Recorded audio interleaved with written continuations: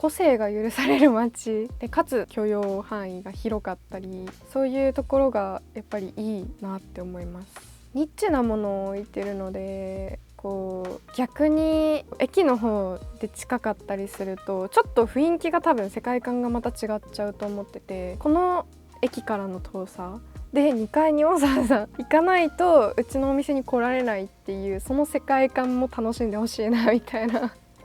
いう感じですね。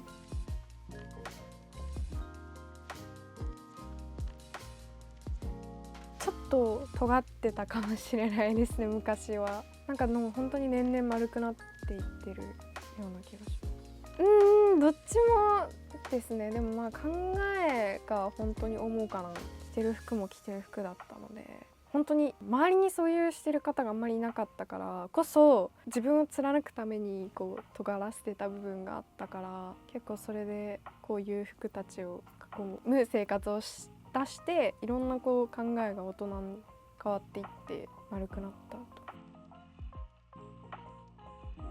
ヴィンテージはやっぱり一つ一つに個性があるっていうか、同じような形のワークのジャケットとかでも本当に着る人とかで全然違う風合いになる、生地とかも全然違くなるので、そういうところがやっぱりちょっとなんていうの、ロマンが詰まってるっていうのとか、知らないものが多すぎて後々調べたら例えば出てきたりとか、調べないと分かんないし、調べても出てこないようなものが結構多かったりするので、そういうところが分かりたいんだけど分かれないところがすごい面白い。一生追求したくなるじゃないですか。面白いなっていうのがすごい楽しくて、そういうのがやっぱりヴィンテージの良さ。ブランドとかだったら何年期みたいな、エビー期とかあるじゃないですか。ああいうの多分結構調べたら出てくると思うんですけど、ヴィンテージとかだと本当に古すぎたらもう資料もなかったりとかするし、そういうのでもこうたまにこう昔の人が当時それを着られてた写真とかが出てくると、うわ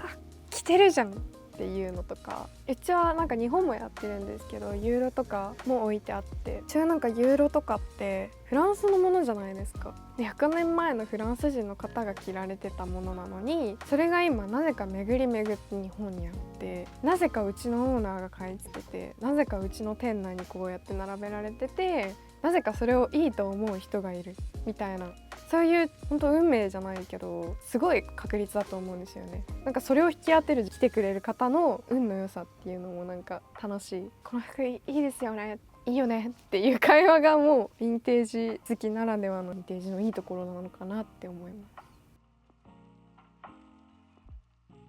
結構来てくださる方にどういう服着てるんですかっていうのをたまに聞いたりするんですけど、やっぱりそういうので古着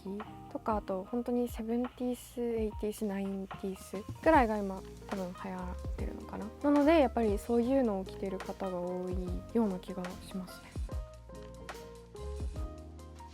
最近やっぱりいろいろ考えて、結構自分はこれができないって思うことって結構あったりするんですけど、苦手なことだったりとか、なんかこう考えてて、人ってみんなピエロなんじゃないかなって思ってて、こうある写真を見た時にピエロがこうたくさんの顔があるじゃないですかの仮面をこう付け替えてる古い画像があって、それを見た時にこれだと思って、多分その自分ができないって思い込む仮面をつけてるだけで、多分自分はできるっていう仮面をつけたらできるんだっていう思い込みをって意外と大事なんじゃないかなって思ってて、だからこうよくね、お客さんとか来てくれる方とかでもこれができないとか、自分はここがコンプレックスでとか、いろいろ多分あると思うんですけど、そういうのもプラスに考えれたら面白いんじゃないかなって